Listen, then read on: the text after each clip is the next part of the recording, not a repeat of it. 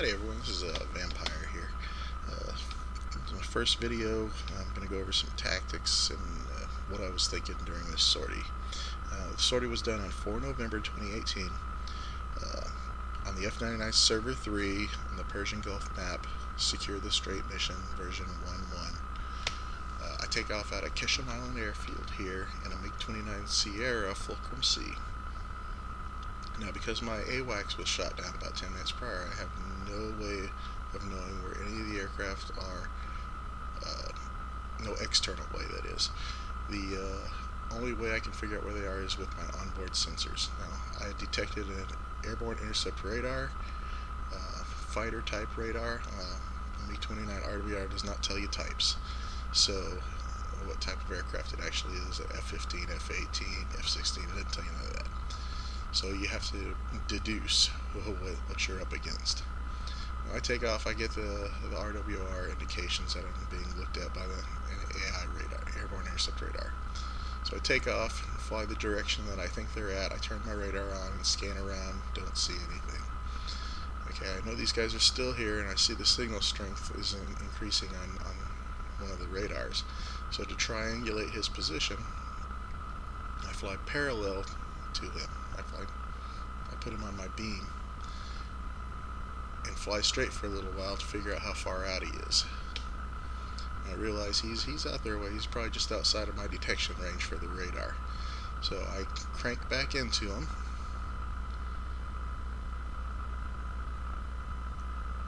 Right here. And as I'm cranking over, my radar actually detects one of the aircraft flying over Kasab across the strait for a second and then drops it. So I disregard that and I continue cranking towards the airborne intercept radar. And at this time my radar actually picks him up and I lock him. 43 miles. So I continue climbing, full afterburner, heading up towards his level. He has speed and altitude advantage over me right now, which means he has kinematic performance advantages with his missiles over mine. So he has a larger no escape zone than I do. So I continue climbing, try to get as much altitude as I can to come up to him. He realizes he's being locked, jettisons his drop tanks, and I continue flying towards him. At about this point, he should start firing AMRAAMs, but he does not. I am maneuvering to try to anticipate the AMRAAM shot, so I'll be turned and be able to try to outperform the missiles, defeat them before they get to me kinematically. He doesn't fire his AMRAAMs though. So I go ahead and launch an R-27ET long-range infrared missile at him as soon as I get launch authorization. And that should be right about here. Now, he has no clue that missile has been shot at him. I think his head's down looking at the radar. He looks up, he sees the missile trail, and then he pops off a couple of sidewinders at me. At this point, I pop off an R-77 active radar homing missile. My R-27ET misses, runs out of energy. R-77 hits him. He used the AIM-9 P5 sidewinder to launch at me. Because they were P5s, they couldn't make the turn here to hit me. They were 9 mics, they would have hit me.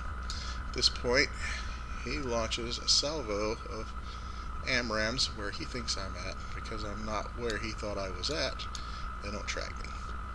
So the hit that he took probably knocked out his radar, and it gave me the opportunity to come up and merge with him, get behind him, and give him an R-73 shot, and bam, he's done.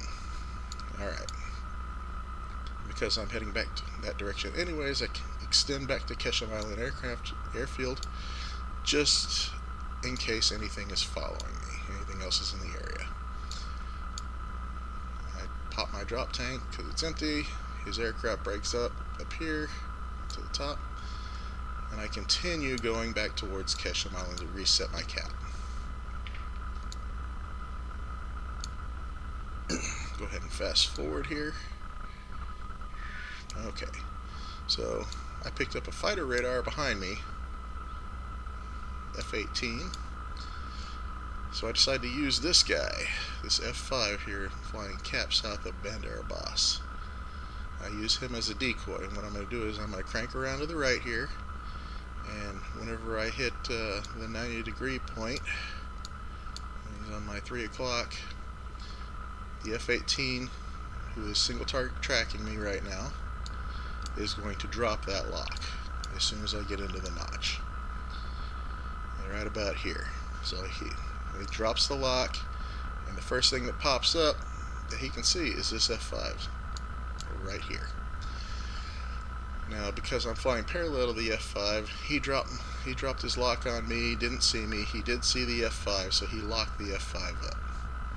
Now I have my radar off. I turned it off right before I started my crank. So he has no idea that I'm turned around and looking at him. He can see this F5 right here, though. Because he can see the F5 and single target track, he can't see anything else. And I'm searching using my infrared spot tracker that's mounted on the aircraft. And there I get a lock on his heat signature because he's going full burner.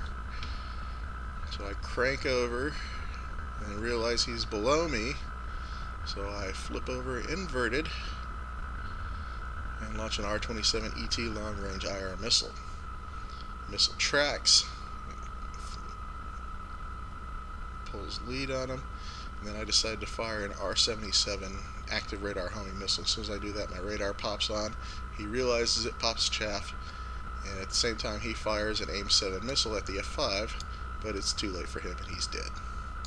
As soon as he dies, the AIM-7 loses its radar lock because it requires the aircraft radar to track, so it just goes ballistic. Meanwhile, I'm continuing heading down, following him towards the ocean just in case he's not dead. I pop off an R-73 short-range infrared missile, but he hits the water before it arrives at his location. And that is it. I'm out of boomsticks and out of go juice, so I reset back to Queshm Island airfield over here to rearm and refuel. And I hope you guys enjoyed that. This is actually my first video. Hopefully I'll make some more to come. This is a particularly good engagement for me. Hopefully we'll get some more where I'm not so successful though. Alright, see you later.